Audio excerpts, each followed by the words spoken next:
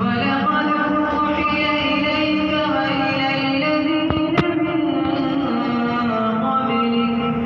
لئن أشركت ليحبطن عملك ولتكونن من الخاسرين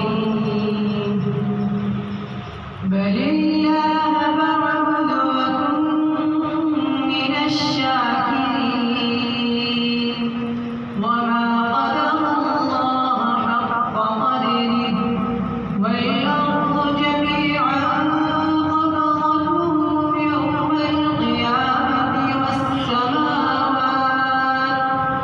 والسماوات مطويات بيمينه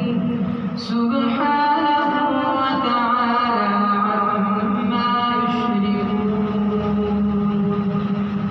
ونفخ في الصور فصعق من في السماوات ومن في الأرض إلا من شاء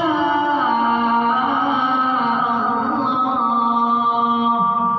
ثم نفخ فيه أخرى فإذا هم قيام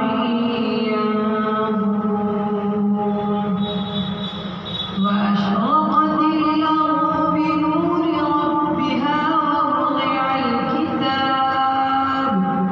ووضع الكتاب وجيء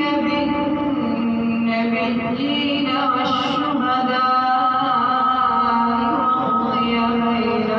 والشهداء وقضي بينهم بالحق وهم لا يظلمون ووفيت كل نفس